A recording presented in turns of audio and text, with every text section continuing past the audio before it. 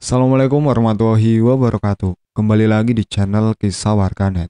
Tentunya masih dengan saya di sini.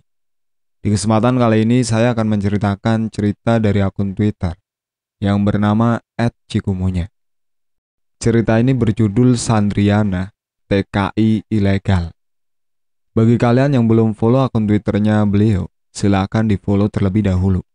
Sebelum masuk ke ceritanya, jangan lupa untuk subscribe channel ini. Dan jangan lupa nyalakan lonceng notifikasinya.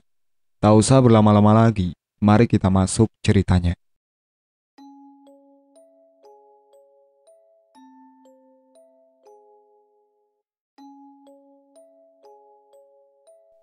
Instruksi, cerita ini diperuntukkan untuk 15 tahun ke atas. Karena ada hal-hal sadis yang tidak dianjurkan dibaca atau didengarkan anak di bawah umur. Cindy terduduk di sudut bar, lelah dengan keadaan yang semakin membingungkan. Dentaman musik keras tak kunjung membuatnya lebih baik, malah semakin memperumit pikiran yang tak kunjung menemui jawaban. Di sini rupanya, kata seorang perempuan berperawakan tinggi. Aku sudah bilang, pasti dia yang membawanya. Kenapa gak ada yang mau denger aku? Tanya Cindy frustasi. Disesapnya lagi rokok yang tinggal setengah batang sebelum dicecahkan ke asbak. Kamu pasti kurang tidur, lihat wajahmu. Pemikiranmu pun tak kalah berantakan. Kata perempuan itu mengambil minuman yang ada di genggaman Cindy. Jelas aku tidak bisa tidur setiap malam. Bagian dari tubuhnya selalu datang. Pasti sesuatu terjadi padanya, kata Cindy parau. Dia pasti kenapa-napa, Sak. Aku kenal betul Andriana itu siapa, kata Cindy mulai menangis.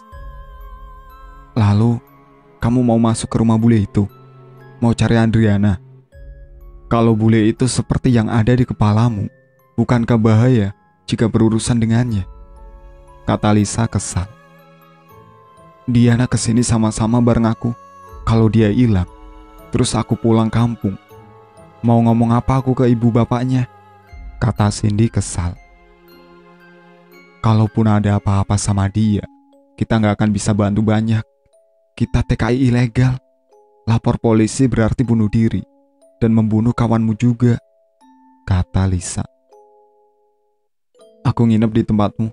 Aku nggak akan bisa tidur sendiri malam ini. Total 3 hari aku nggak tidur, kata Cindy memohon. Yang diinginkannya hanyalah malam ini dia bisa tidur nyenyak. Oke, kata Lisa menyetujui. Malam itu juga Cindy mengikuti Lisa untuk pergi ke tempatnya. Tempat tinggalnya rumahnya mewah untuk ukuran seorang TKI ilegal. Sebelumnya Lisa hanya bekerja di suatu rumah, merawat nenek yang sudah hampir mati. Namun nasib baik berpihak padanya. Tak lama setelah dia kerja, dia bertemu lelaki asing di bar, berkenalan, dan akhirnya berkencan. Semenjak itu tak lagi dia bekerja menjaga nenek tua itu. Sebaliknya, dia lebih memilih menjadi simpanan laki-laki bule, sembari memberangkatkan TKI ilegal lain. Tergiur dengan nasib baik Lisa, Andriana ingin mengikuti jejak itu. Namun tak semulus Lisa. Seringkali Andriana mendapatkan perlakuan tidak baik. Cindy sendiri sering melihat memar di tangan, punggung, mulut, dan masih banyak lagi. Dan yang paling parah saat Andriana hamil. Waktu itu hujan deras. Dia datang dan menceritakan ingin lapor ke polisi. Saat itu Andriana sangat kalut dan ingin segera mendapat kejelasan. Namun setelah menceritakan itulah Andriana tak terlihat lagi. Sudah seminggu tepatnya. Kamu tidur di sini ya, aku masih mau keluar menemani Mak, kata Lisa setelah membukakan pintu. Jangan lama-lama, kata Cindy resah. Cindy duduk di depan TV saat sesuatu seperti suara kresek digesek terdengar mengganggu dari arah dapur. Dengan enggan Cindy menuju arah dapur.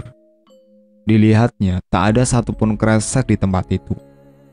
Namun pandangannya beralih ke arah tempat sampah yang di dalamnya banyak gumpalan rambut. Cindy, lihat anakku, kata suara dari balik punggung Cindy. Suara itu sangat pelan, namun terdengar sangat jelas. Lalu sesuatu yang basah dan lengket mengalir melewati kaki Cindy. Seketika Cindy terpekik, tertahan melihat banyak darah mengalir dari bawah kakinya. Lalu sosok bayi merangkak melewati kakinya. Anakku, anak yang ingin kalian musnahkan. Jahat, kalian semua jahat, kata sosok di belakang Cindy seperti tengah menangis.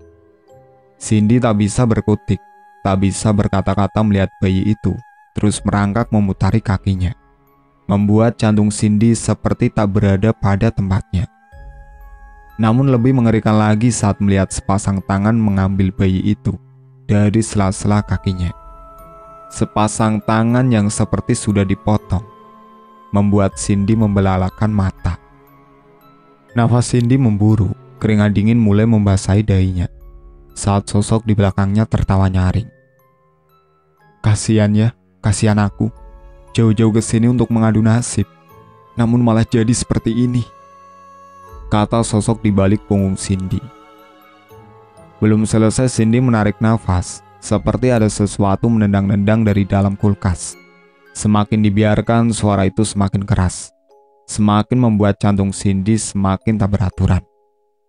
Dengan tangan bergetar, Cindy membuka kulkas itu, hingga sesuatu jatuh menggelinding saat dibukanya kulkas itu, berhenti pada sela-sela kakinya.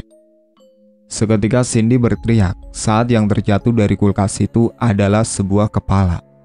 Sedangkan kepala itu sendiri tengah melotot ke arahnya, dengan mulut yang menyeringai bersimbah darah. Tiba-tiba kepala itu tertawa sembari menatapnya. Sin, kenapa sih? Tanya Lisa panik. Nafas Cindy masih memburu saat Lisa berhasil membangunkan Cindy dari mimpi buruknya. Kenapa? Tanya Lisa kesal. Andriana datang lagi, kata Cindy terisak. Shh, instruksi Lisa sembari menggelengkan kepalanya. Ikut terkejut dengan pintu yang terbanting keras. Semakin dipikirkan, semakin dia akan datang. Dia datang dari sini, kata Lisa sembari menunjuk kepala Cindy, mengartikan jika Andriana datang melalui pikirannya. Jangan bilang kamu. Shh, kata Lisa sembari melototkan matanya. Cindy paham, tak dilanjutkannya lagi pertanyaan yang hendak dia utarakan. Hari ini Cindy terjaga, Lisa pun sama. Dua-duanya saling menghabiskan malam dengan hening. Hingga saat matahari mulai muncul, Lisa mengatakan sesuatu. Aku pun memimpikan dia. Cindy menatap Lisa dengan tatapan ingin tahu. Aku pun 3 hari ini tak bisa tidur, sama sepertimu. Namun sekali lagi kita tak bisa berbuat banyak. Jika polisi tahu kita TKI ilegal, bagus kalau hanya dipulangkan. Tapi kalau sampai di penjara di tanah orang rumah mau makan apa? Kita tulang punggung keluarga. Sebaiknya itu yang selalu kita ingat, kata Lisa parau. Cindy mengerti memang susah di posisi ini. Namun jika terus-terusan Andriana datang dengan segala kengeriannya di setiap malam, dan baru bisa tidur saat pagi tiba, dirinya akan bertahan berapa lama? Tanya Cindy dalam hati. Sebelum akhirnya mencoba tidur saat cahaya matahari menembus jendela, disusul Lisa yang ikut merebahkan diri. Tolong Cindy, Cindy, tolong aku. Andriana berjalan terseok-seok melewati sebuah lorong yang sangat panjang dan seperti tak berujung, dengan banyak cabang. Seseorang dengan masker dan juga jaket berwarna hitam mengikutinya dari belakang. Orang itu berjalan pelan, padahal jika mau berlari sedikit, pasti Andriana akan tertangkap. Namun bukannya mengejar, orang itu seperti menikmati kesakitan Andriana. Andriana tampak lusuh, dengan darah yang terus mengalir dari sela-sela kakinya. Sampai saat Andriana di ujung lorong, Andriana merintih, perutnya sakit, badannya lemas. Namun dalam hatinya, dia ingin mati. Orang itu menarik rambut Andriana keras, menyeretnya ke sebuah ruangan berbau anyir. Lalu diikatkan tangan dan kaki Andriana pada sebuah tempat tidur tempat tidur yang sama persis dengan tempat tidur di rumah sakit. Setelah semua terikat, sinar terang menyilaukan mata Andriana, dan sebilah pisau mulai menyayat perutnya sedikit demi sedikit. Dirasakannya kesakitan yang teramat sangat. Bau anyir yang sedari dia hirup kalah dengan bau anyir darahnya sendiri. "Ah, tolong jangan sakiti," kata Andriana tak sanggup saat pisau itu mulai membelah badannya. Sayup-sayup rasa sakit yang teramat sangat itu hilang berbarengan dengan bayangan yang semakin gelap. "Akan aku balas," kata Andriana lemas, sampai akhirnya tak sadarkan diri. Namun bukannya berhenti, orang itu semakin lihai mempermainkan pisaunya. Badan Adriana habis tersayat. Setelah mengambil sesuatu dari badan Adriana, orang itu mulai mengambil pisau yang lebih besar. Dipotongnya bagian kaki, bagian tangan, bagian perut, sampai pada saat orang itu menarik kepala Adriana. "Temukan orangnya," kata Adriana melotot. Cindy memegang kepalanya dengan wajah yang frustasi. "Aku beneran bisa gila," kata Cindy keras. Ditatapnya Lisa yang tengah tertidur pulas. Jam masih menunjukkan jam 9 pagi. Total hanya 3 jam Cindy tertidur. Itu pun dipotong dengan mimpi buruk. Jelas sekali kengerian tadi, dan jelas pula Andriana ingin ditemukan. Namun clue yang Cindy dapatkan sangat minim. Kalau memang benar mimpi tadi adalah petunjuk, sebuah lorong itu sendiri ada di mana? Pikiran itu bergumul membuat Cindy terdiam sesaat. Jangan, tidak, jangan, jangan. Hei, kata Cindy sembari menepuk badan Lisa. Kata Lisa menutup wajahnya. "Kamu mimpiin Andriana?" tanya Cindy hati-hati. Lisa mengangguk dengan masih menutup wajahnya. "Kita harus menemui dia. Kalau enggak, gimana kita bisa hidup?" kata Cindy frustasi. "Iya, nanti akan aku cari caranya," kata Lisa parau. Setelah berdiam cukup lama, Lisa ke dapur untuk membuat sarapan, diikuti Cindy yang tak mau sendirian. "Gimana kontrak kerjamu? Bukannya sudah selesai?" tanya Lisa. "Sudah seminggu yang lalu selesai," kata Cindy mengambil segelas air putih. Baguslah, aku dengar dari Matt kalau Andre butuh seorang perawat untuk ibunya. Kalau kamu mau menyelidiki, kamu bisa aku masukkan ke sana," kata Lisa. "Apa kamu yakin itu gak akan berbahaya buatku? Kamu sendiri tahu, dia mantannya Andriana," kata Cindy dingin. "Bukannya bahaya kalau dia mencelakaimu. Dengan hilangnya Andriana saja sudah membuat semua berprasangka padanya. Lagian kalau dia membunuh Andriana, alasannya ada pada bayinya. Tapi dia butuh alasan jika ingin membunuhmu. Selama kamu tidak terlihat mencurigakan, dia akan biasa-biasa saja." Lisa mengatakan tanpa melihat Cindy yang sedari tadi menatap ke arahnya. "Itu kalau kamu mau, kalau tidak juga tidak masalah," kata Lisa. "Aku mau," kata Cindy meneguk gabis air yang ada di genggamannya. Bagaimanapun juga kalau tidak dicari tahu, Cindy pun bisa gila dengan segala mimpi buruk yang tak kunjung habis. Sesuai yang dijanjikan 3 hari setelahnya, Cindy dipertemukan oleh Andre. Badannya tinggi dengan rambut pirang dan mata biru yang dibingkai dengan kacamata. Sungguh tak ada yang aneh dari dirinya, terlihat sangat ramah dari luar, dengan senyum yang selalu mengembang dari bibirnya. Setelah perkenalan singkat, Cindy dibawa ke sebuah rumah yang sangat besar. Pantas Andriana sampai melepaskan pekerjaannya dan berkeinginan untuk menjadi seperti Lisa. Mengingat merekrut TKI ilegal pun membutuhkan modal yang besar. Namun saat sibuk mengamati rumah yang ada di depannya, ada sosok perempuan dari jendela lantai 2, tengah melambaikan tangannya padanya. Badannya tinggi dengan rambut lurus, dibiarkan tergerai, menyunggingkan senyum samar. "Andriana?" batin Cindy. "Mari masuk," kata Andre memegang bahuku. Sebelum Cindy masuk, Cindy kembali memandang jendela. Namun Andriana sudah tidak ada. Sebenarnya Cindy sendiri sangat merindukan Andriana, terlebih saat dirinya menampakkan wujud yang baik, tak seperti sebelum-sebelumnya. Cindy dibawa ke sebuah rumah yang sangat luas. Seorang nenek di kursi roda menyambutnya dengan tatapan sayu. "Nek," sapa Cindy hangat. "Beliau yang kamu urus," kata Andre menjelaskan. Sedangkan Cindy mengangguk paham. Cindy diantar ke sebuah kamar yang membuat Cindy sedikit terkejut. Banyak sekali foto Andriana di sana. Cindy menebak kamar ini adalah kamar Andriana sebelumnya. Dan benar saja, saat Cindy menatap keluar jendela, sosok Andriana tadi melihat dirinya dari jendela ini. "Maaf, apa bisa saya tukar kamar?" tanya Cindy sebisa mungkin. "Kenapa?" tanya Andre mengernyitkan dahinya. "Tidak, hanya saja kamar ini terlalu luas untuk ukuran perawat," kata Cindy mencari alasan selogis mungkin. "Tidak ada kamar lain, maaf," kata Andre sebelum akhirnya Andre keluar dari kamar, meninggalkan Cindy seorang diri.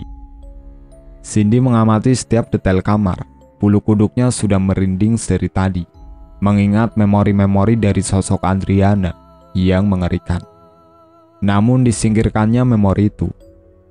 Tahu dia kesini selain untuk bekerja, juga untuk membantu Andriana. Jadi pastilah Andriana paham dan tidak membiarkannya ketakutan. Tiba-tiba terdengar suara ketukan pintu. Cindy menatap ke arah pintu saat seorang mengetuk pintu kamar. "Nenek," sapa Cindy ramah. Nenek itu menatapnya tajam, namun seakan susah untuk mengutarakan sesuatu. "Nenek kenapa? Butuh sesuatu?" tanya Cindy mulai mengerti. Sepertinya nenek memang mengalami gejala stroke yang membuatnya sulit berbicara. Namun tatapan nenek itu tak melunak, tetap tajam, sembari menunjuk pintu keluar. "Ini nenek ngusir aku apa gimana?" tanya Cindy dalam hati. "Nenek mau jalan-jalan keluar ya?" tanya Cindy. Namun tatapan nenek itu seperti kesal, dan tangannya terus saja menunjuk ke arah pintu. "Nenek mau aku pergi ya?" tanya Cindy. Lalu nenek mengangguk. "Tak ada yang boleh pergi dari rumah ini," kata Andre tajam. Cindy mundur sedikit karena terkejut dengan perkataan tajam barusan. "Maaf, maksud saya ibu jangan diajak keluar. Dan sebaiknya kamu juga tidak keluar rumah, agar bisa fokus mengontrol ibu," kata Andre merubah mimik mukanya menjadi sangat ramah. Namun perubahan yang sangat cepat bukannya membuat Cindy lebih baik, malah membuat Cindy merasa takut. Jelas sekali, orang ini sangat berbahaya. "Iya pak, saya akan menjaga ibu sebaik mungkin," kata Cindy mencoba senang mungkin. "Sebaiknya kamu beristirahat. Saya mau menghabiskan waktu dengan ibu saya dulu. Nanti giliran kamu yang menjaga. Nanti saya ada urusan sampai malam," kata Andre mendorong kursi roda menjauh dari kamar. Setelah Andre menjauh dari kamar, Cindy terduduk di kasur, lemas, menahan badannya yang bergetar karena ketakutan. Lalu merasakan sesuatu duduk di sebelahnya. "Ini belum apa-apa, Sin. Aku pun juga mengalami lebih dari yang kamu rasakan," kata seseorang dengan suara yang sangat familiar. "Kalau kamu mau dibantu, kenapa kamu gak langsung ngomong? Kenapa membingungkan aku? Kenapa membuatnya seakan rumit?" kata Cindy dengan menutup mukanya, enggan melihat ke arah Andriana. "Karena yang bisa ku beritahu hanyalah ingatan terakhirku. Maaf," kata Andriana. "Selebihnya wujudmu yang menyeramkan itu?" tanya Cindy ikut sedih.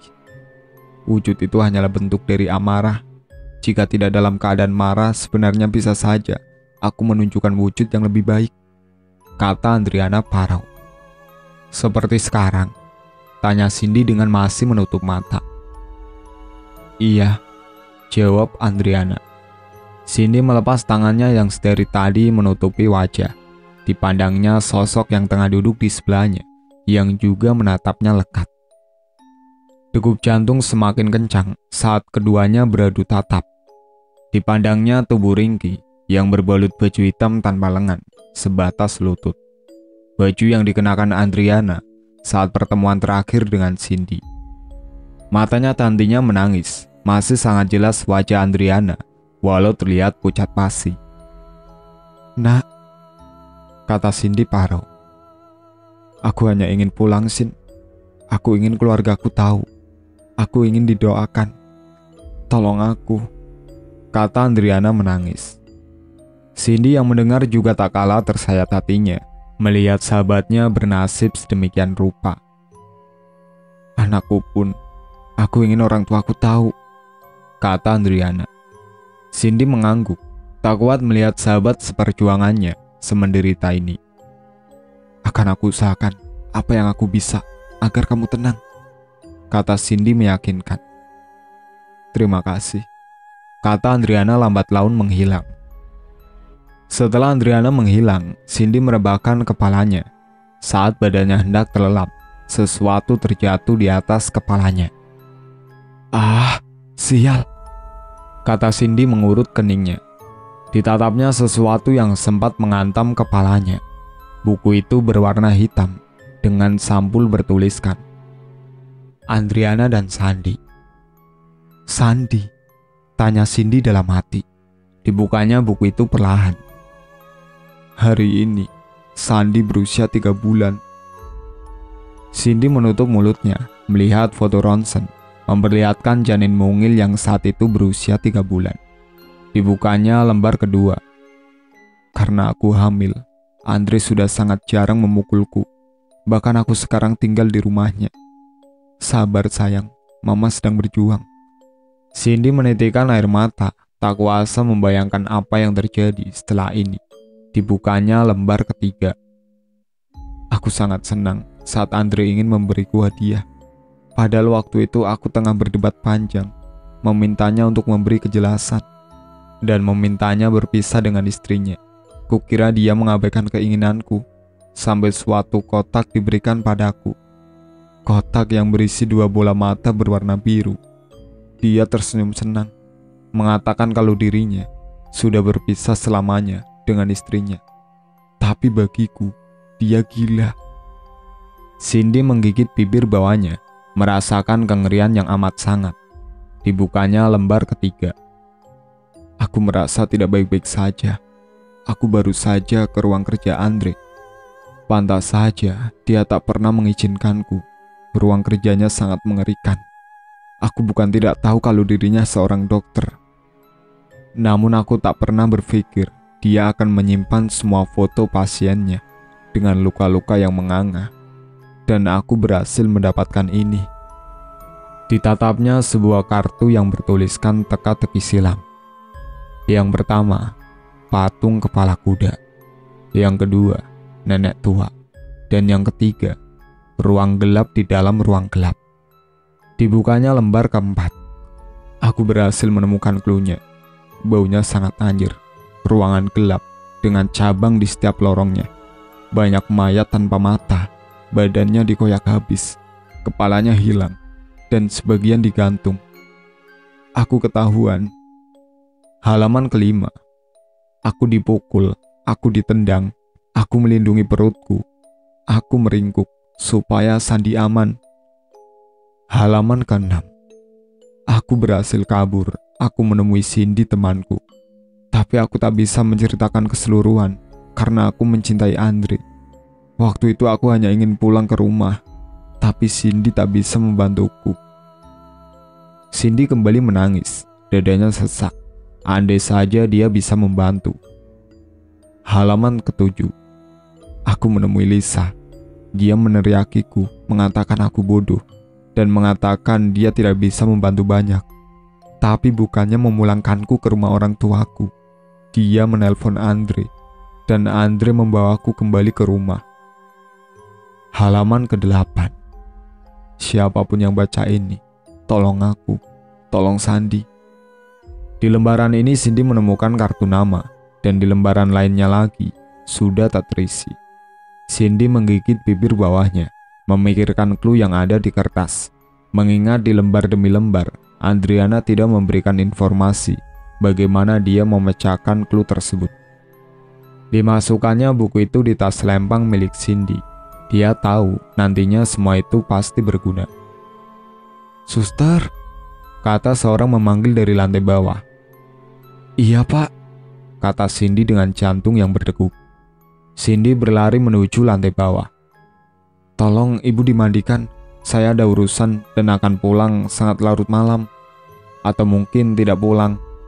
Tutup semua jendela dan kunci. Dan jangan sampai keluar dari rumah ini," kata Andre tajam. Iya, Pak," kata Cindy menunduk. Setelah Andre pergi, Cindy menutup pintu, mendorong nenek ke sebuah kamar yang sudah ditunjukkan oleh Andre.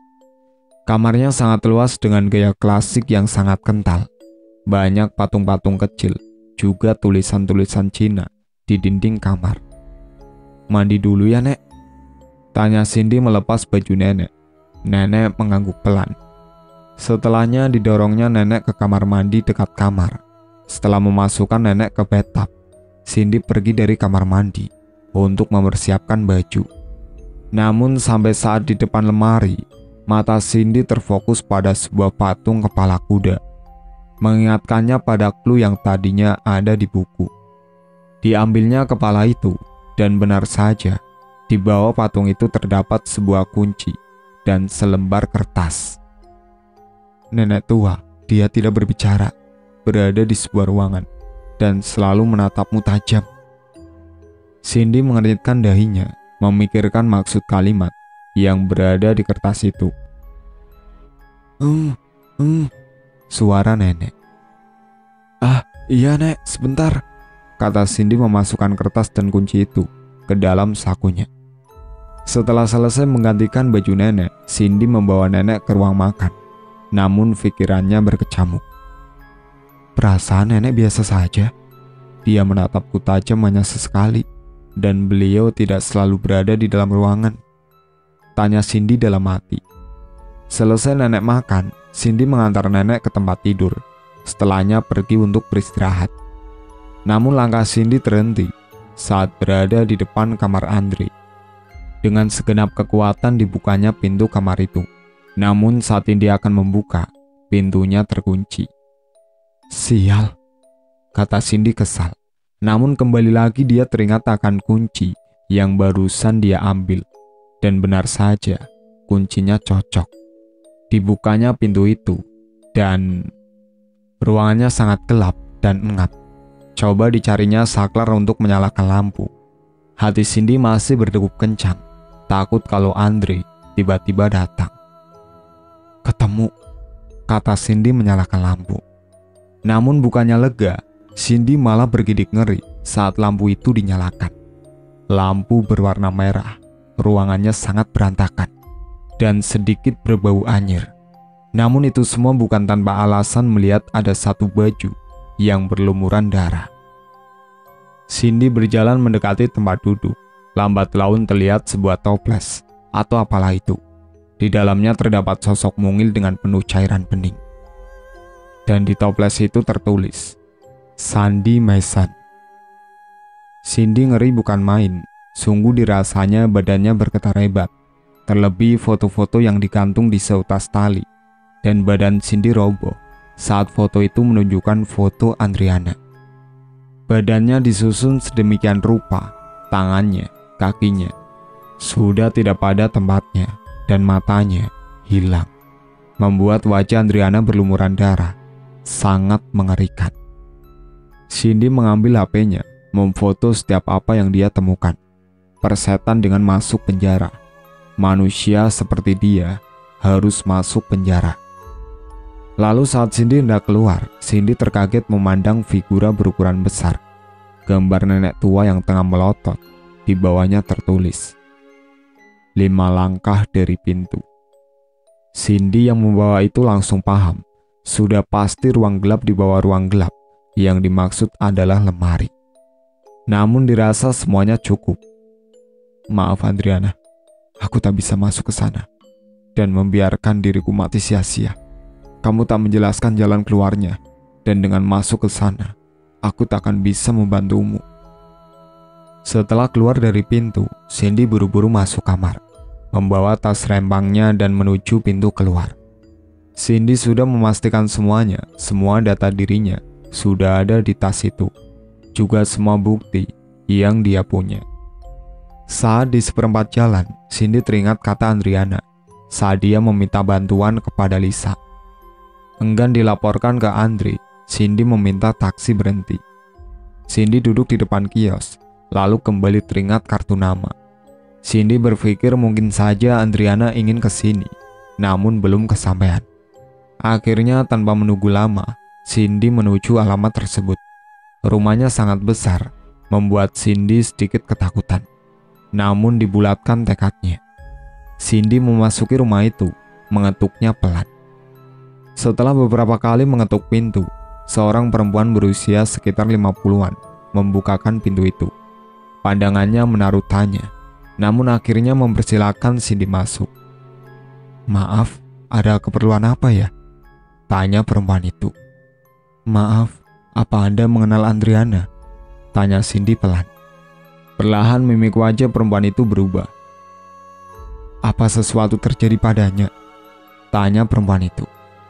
Cindy tidak menjawab, namun menyodorkan sebuah buku dan HP-nya. Perempuan itu terkejut, namun ditenangkannya hatinya agar suaranya tak bergetar. "Dia pernah mencariku. Aku seorang psikolog. Namaku Amor," kata Amor parau. "Dulu dia pernah berkonsultasi mengenai seseorang yang mempunyai kecenderungan melukai orang lain. Namun saya bilang, saya tidak bisa mendiagnosa seseorang hanya karena cerita. Kalau boleh saya ingin bertemu dengannya," kata saya waktu itu. Namun keesokannya dia datang lagi dengan beberapa memar di tubuhnya dan mengatakan kalau sebelumnya seseorang itu berlaku baik.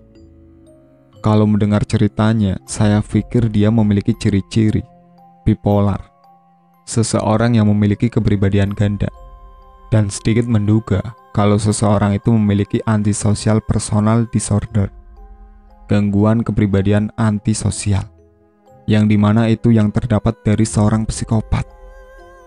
Namun saat itu saya hanya menduga, saya tidak tahu jika sampai seperti ini. Ditambah korbannya bukan cuma satu. "Lalu dokter bisa bantu saya?" tanya Cindy memelas. "Apa yang kamu mau?" tanya Amor. "Saya ingin dokter memasukkan dia ke rumah sakit jiwa." Amor seperti mempertimbangkan. "Saya tidak janji, tapi saya usahakan. Kalau boleh, seseorang itu siapa?" "Dia adalah Andre Sandewort." "Apa?" tanya Amor seperti tak asing.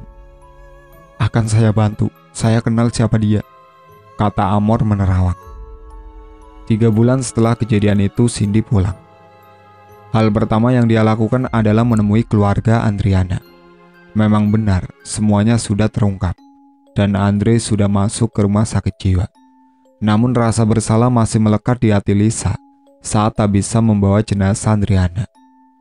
Keluarga pun sangat terpukul, terlebih Andriana adalah tulang punggung keluarga.